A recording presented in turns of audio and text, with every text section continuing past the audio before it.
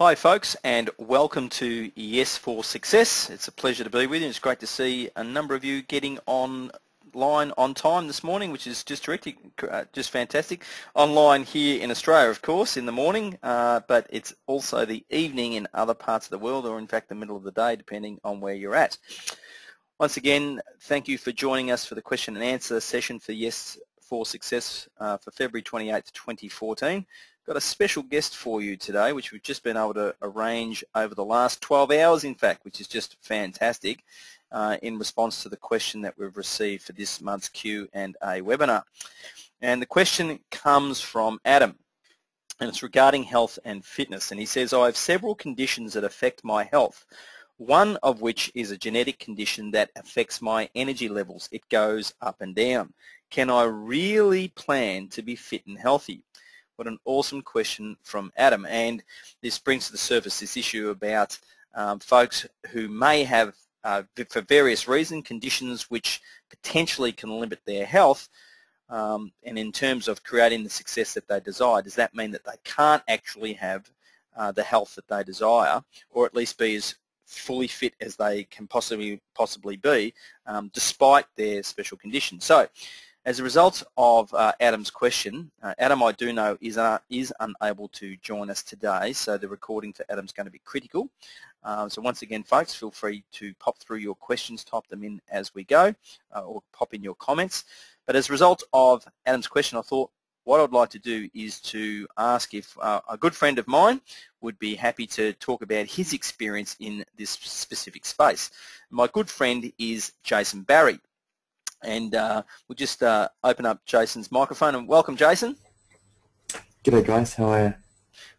We're good, thank you, and thank you once again at such short notice to come and join us. I'll just give a little brief introduction to you, Jason, just so people know you, and we'll obviously give you an opportunity to just briefly talk about what your business does too, because it never hurts to give your business a bit of a plug.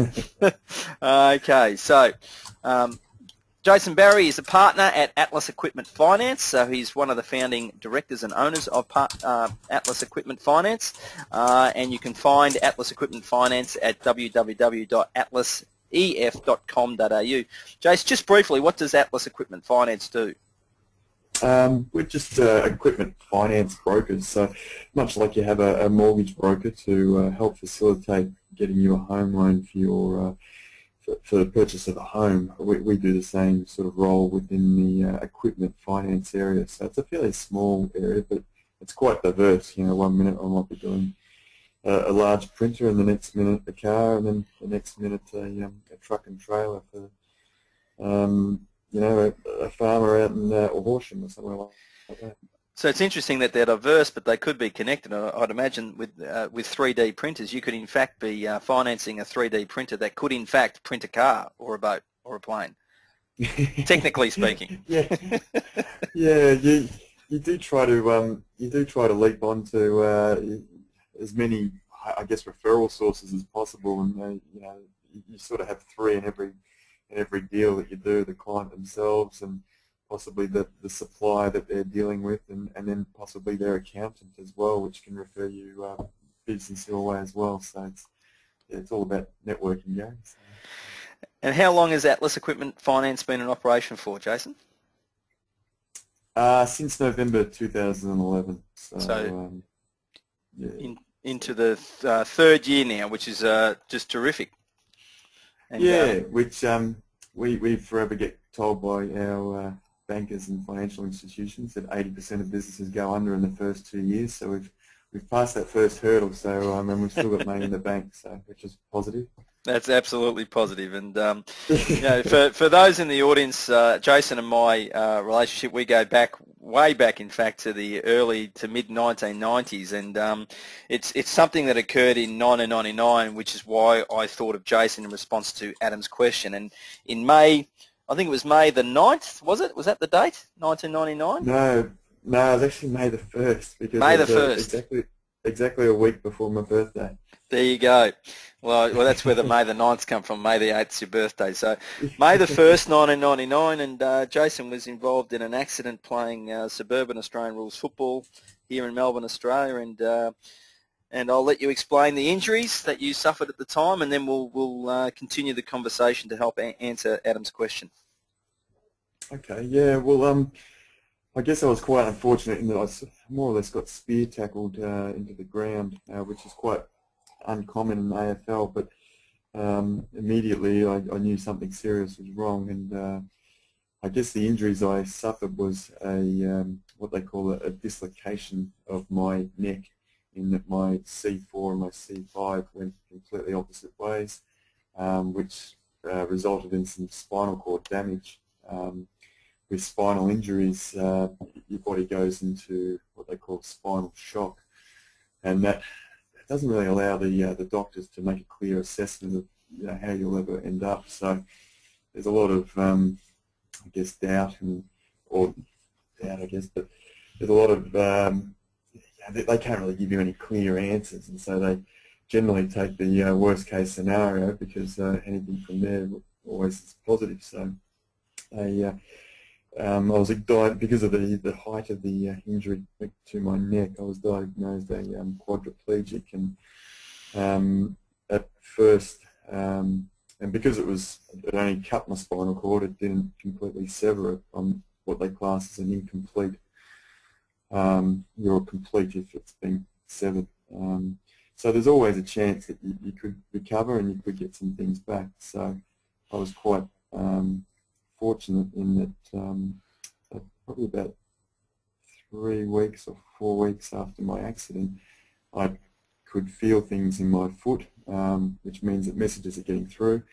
And over time, as the spinal shock subsides, I was able to get some movement back, more or less in my right side of my body. My left side of my body is still very ordinary, to say the least. And so today I had probably about 5 months in rehab in hospital there, and today I walk with a limp. The left side of my body is still a bit dicky, hands and legs, but the right side's probably, I guess you could say, almost 80 to 90% okay. So I've become very right dominant, that's for sure. So just in summary, with the accident, initially you were told the worst case was that you would be a quadriplegic, which basically means from the neck down, pretty much very limited, if any, function. Yep. You were fortunate that your spinal cord was not fully severed, but it did have a break in it, which resulted in you getting some feeling 3 to 4 weeks in a foot, which was a really positive sign. How long did you spend in rehab, like in hospital, for that first part of your journey, Jason? Yeah, there was 2 weeks in intensive care, then another 4 weeks in the actual hospital there at the Austin in Heidelberg, and then there was about 5 months. I got out in October, 1999. So yeah, so it was probably all up probably about 5 months. But yeah, so actually the other thing I forgot to mention was that when they were operating, they actually tried to put the dislocation back in from the front of my neck. So they opened up the front of my neck, tried to sort of wangle it back in there that way, but they couldn't do it. So then they went through the back, and what they did was they did a spinal fusion where they fused C4 and C5. So if you look at X-rays of my neck now, there's a little bit of metal there holding those two bones together. Wow. And they took some bone off my hip to sort of help meld that together. So quite amazing. Well, I can remember coming to the hospital the night of the accident, Jason, and to see you then and to know what you've been able to physically achieve since then. Honestly, you never would have, I could never have imagined what you're about to tell us has happened in terms of what you've been able to achieve physically. And again, this is all in the context of Adam's question about having real health and fitness issues, and is it still possible to be fit and healthy is fundamentally Adam's question. So everyone's heard now Jason's story about what happened. He spent 5 months with, and no doubt many people that Jason spent time with at hospital who got injured at the same time with similar injuries most certainly did not effectively walk out of hospital 5 months later. Jason has explained that he has about 80% use, of the right-hand side of his body and significantly less than that on the left-hand side, but that means he can still walk and do lots of other things. Jason, I'd love for you to just share, what are some of the physical things you've been able to achieve since the accident?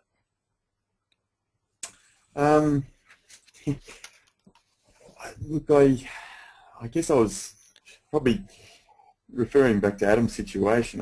I guess when the injury first happened, I was looking for things to do because I'm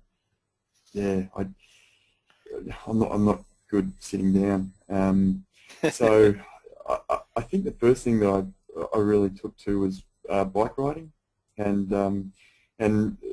the first day that I rode a bike, I did 10 kilometres, but I had to stop every kilometre. It was amazing, just how challenging it was, and how I had this massive fear of falling over the whole time. And, you know, you can relate now when I see little 4-year-olds or 5-year-olds riding for the first time. So I took up cycling and sort of became quite a regular down there at Beach Road in Melbourne here, and really started to enjoy it, and started watching the late night rides over in Europe and things like that, and to the point that we started doing some bike rides around Victoria, and I'd really struggle on the hills, and most cyclists will tell you they're always one leg dominant anyway, but obviously my right leg, I've been doing most of the riding with my right leg. But so we did a couple like where they were 140 k's. There's one down at Lawn, it goes down to Lawn, starts at Torquay, does a bit of a loop around the Great Ocean Road, which is a great ride. But then that took me over to, I got so involved in it, I went to France 2 years running, and the first year I went over there, I went with one of my mates who was a very keen cyclist, and we rode about 600 k's in the space of 7 days, tracking a lot of the Tour de France route a day prior to the cyclists coming through. So, and it was an awesome experience, and I can certainly tell you that by the 7th day I just had no gas in the tank, and my, certainly my thighs and that were absolutely aching, so goodness knows how they do it these days. But so that was one aspect, and then having gone down to Lawn quite a bit, I took up doing the Lawn Pier to Pub, which is a 1.2k swim. Yes. And again, that has its challenges. The first year I did it, because my legs don't function as well as anyone else's. When I swim, I drag my feet, and I very rarely use my feet. And when I train for the Pier to Pub, my wife makes a comment about my shoulder definition, because it's pretty much all shoulders and my arms. And so the first year that I did the Pier to Pub, I felt like I did all my training, and it was the first time I wore a wetsuit. And if anyone's ever worn a wetsuit, I'll tell you that it's a completely different experience to swimming at a local swimming pool, doing a couple of Ks. So I was bobbing up and down, and my legs were bobbing up and down, and I pretty much angled. I had my face angled in towards the water, and so I just took on a lot of water and had to pull out. So it was very embarrassing the first time, but the second time I learned to get a wetsuit with no buoyancy around the legs, and so I have a wetsuit now which is just cut off like a pair of shorts. And but yeah, I've been able to do that a few times now, and successfully, and so it's I really enjoy that. So how many have you done now, Jason? 3. Three Pier to Pubs, and do I understand that in 2013, just over a year ago when you did it, you got a record for yourself? Is that right? Oh, look, I beat my time, yeah. And I guess that's the thing, is just trying to challenge myself to keep beating my times, really. I think I took, I'm trying to remember actually, I think it was 107 down to about 53, so Yeah. 53 minutes that is. So it was good, and I mean, had that not been for my wife's birthday this year, I would have tried again and tried to get down to 45. That was the aim. So yeah, so And yeah, it's good. It's refreshing. You travelled to Africa in October 2012 to take on a fairly mighty feat. Do you mind sharing what that feat was, please? Yeah, look, yeah,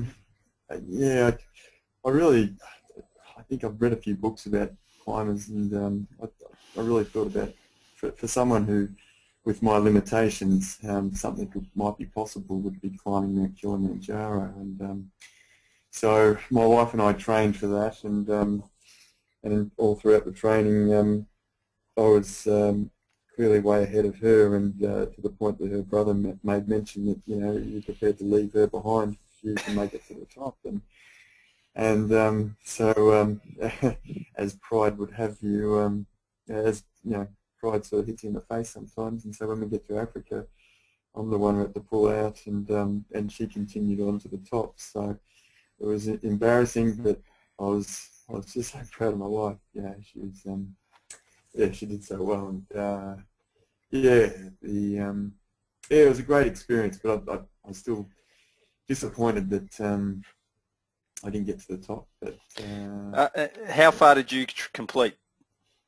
Got to about 4,300 meters. So it's about 5.7. Oh, no, 5.7. About 70% of the way, is that right? About 70% of the way to the top? Probably be about that. Yeah. We were certainly cold, and you could certainly feel the change. But yeah, so one day, hopefully, I'll get back there again and give it another shake. Well, I should share some comments coming through, Jason. Kate says you're an inspiration. Sim says, I struggle to walk around the park. You're amazing. And by the way, I'm able-bodied. David just says, wow. And Hui says, what do you mean 70% of the way to Mount Kilimanjaro is not a success? I think I might have said something like that. Now, so the reason why we're focusing on this, and there's some key points here on your story. And again, we're sharing this to help Adam, and then there's lots of people who have similar issues. One of the challenges with creating personal success and starting with what you want first is reality, because people always tell me, is what I've written down, Gary, realistic? And I often say, I can't answer that question. You have to find out what's realistic for yourself. Now, if we go back to at the start of your story, you said, I'm going to take up bike riding. I first aimed to ride 10 kilometres. And you said, I had to stop at the end of every kilometre for that first ride. And you said that you had a fear of falling off, like a 3- and 4-year-old would have riding their bike. Now, imagine, Jason, if you had have let that fear take over and stop you from doing what you were trying. You actually didn't know really what was realistic back then, did you?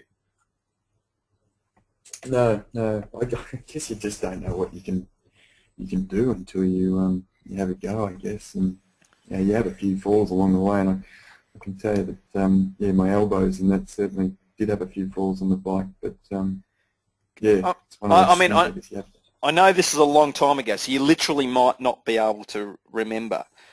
But can you actually remember being on the ground, quite literally, in those early days, having fallen off? And can you remember what was going through your mind about, can I do this or can't I do this? Have you got any recollection of that stuff at all? Yeah, I do. I do. Okay. And the reason why is because I think the first time, I'm not too sure whether too many of the people out there are cyclists, but the first time I used clip-on pedals, clip-on shoes on my pedals, it's always a challenge. And someone said to me that, listen, when you do it, make sure you do it on an oval so that when you fall off, it's just to get used to. Yeah, it's a soft landing. Well, I decided to just give it a go on the main road, and I was at a set of traffic lights, and I was just standing there, and I couldn't unclip. So when you can't unclip, you just keel over, and I keeled over, and there was another cyclist next to me, and he sort of laughed, and because he knew that obviously I was a beginner, and then a lady got out of the car and started abusing him because she thought that he had pushed me over.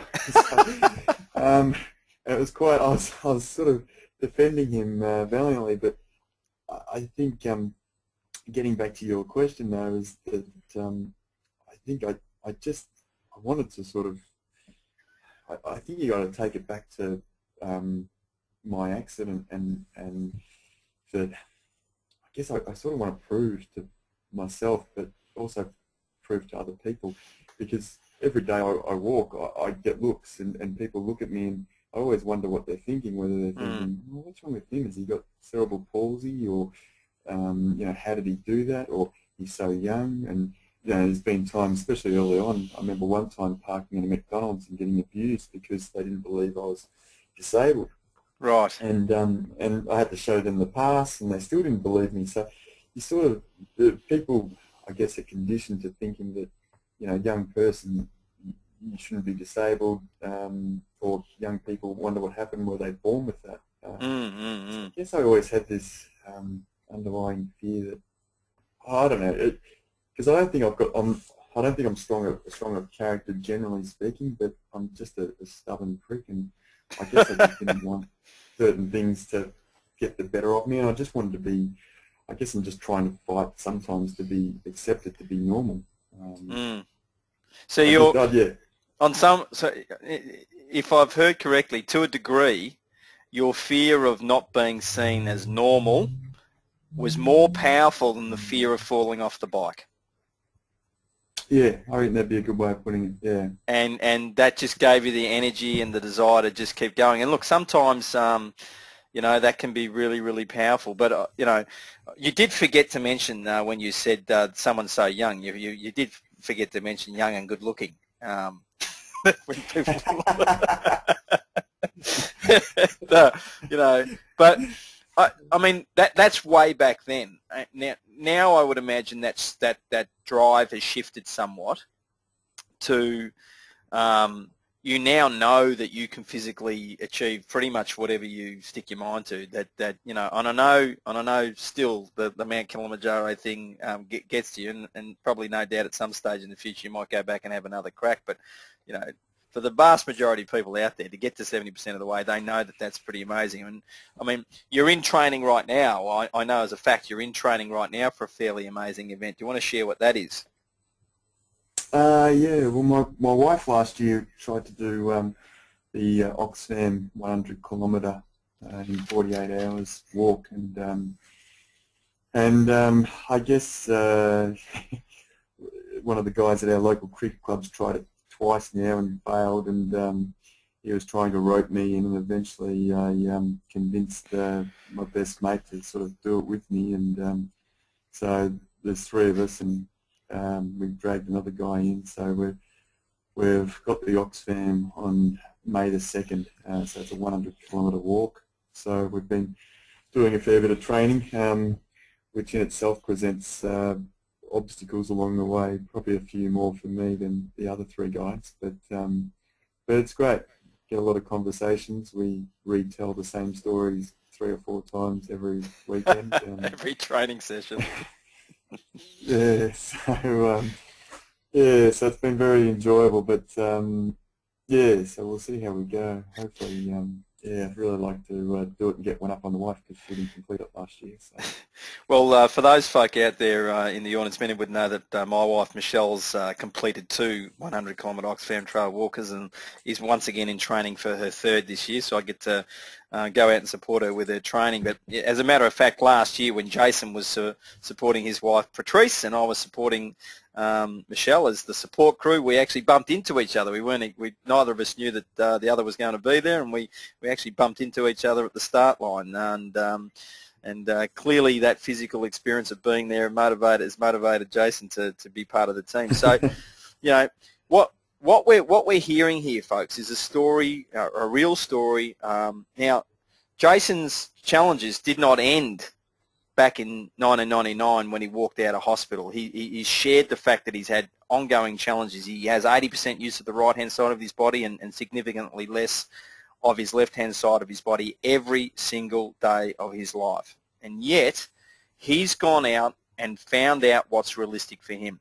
Now that's included having some failures along the way, which actually is what life's about. Life's about having some failures, and the critical word is learning. I think we've heard that Jason learned how he could ride a bike. He learned how he could swim. He shared the story about the buoyancy and his first swim in the Lawn Pier pub where he half drowned taking on so much water.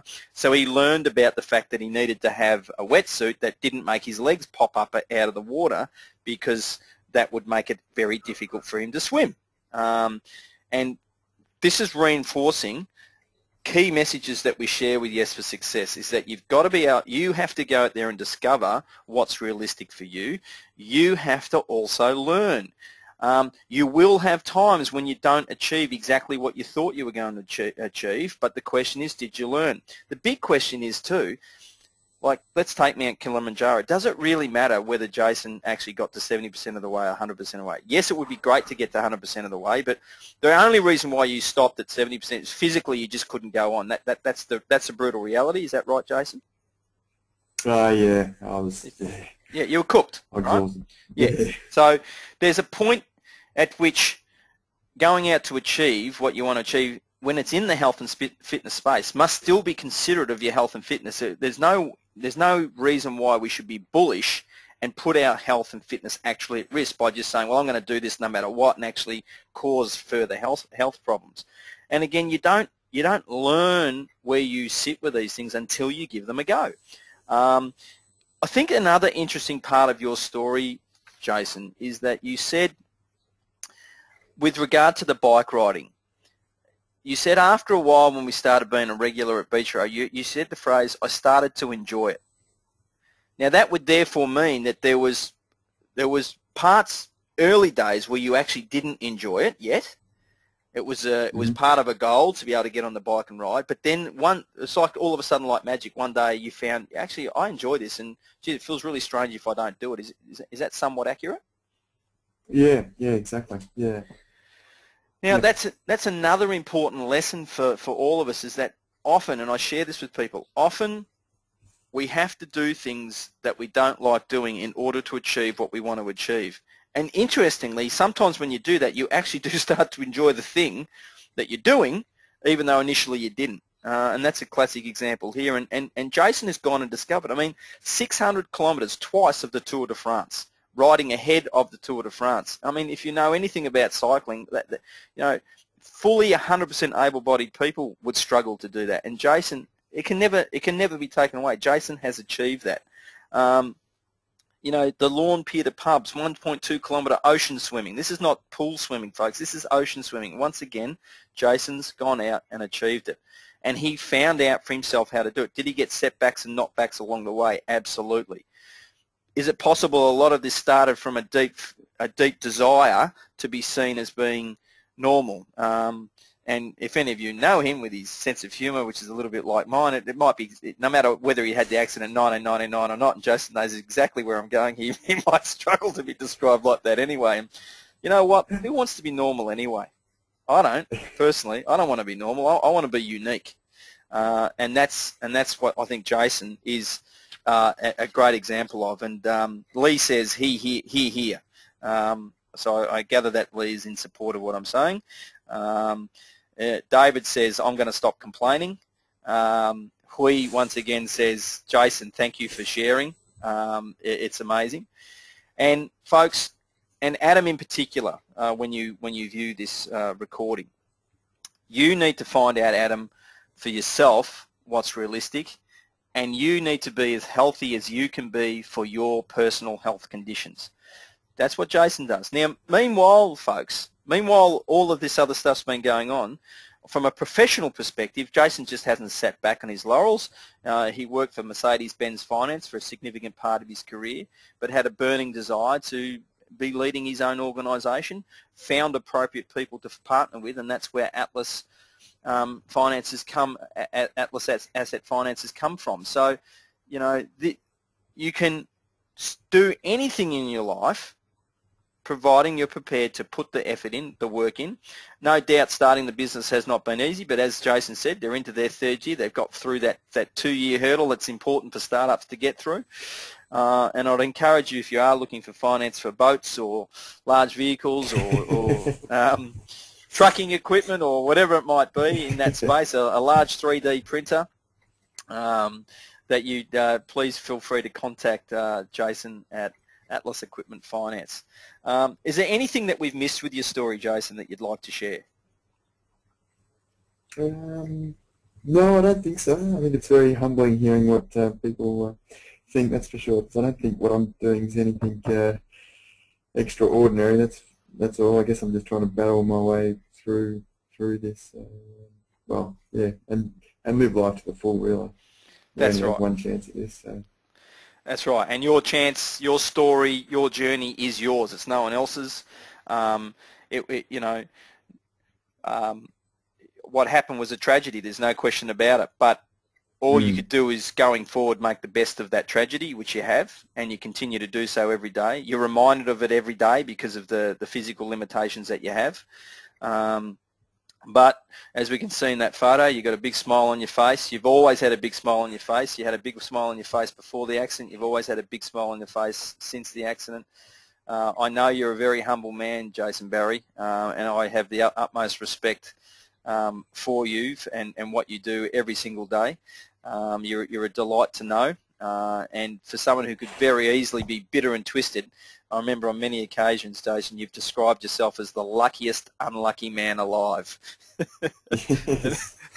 And even exactly. even that description is just beautiful and so unique to you. That's such a, when I first heard you say it, was not a surprise on any in any way.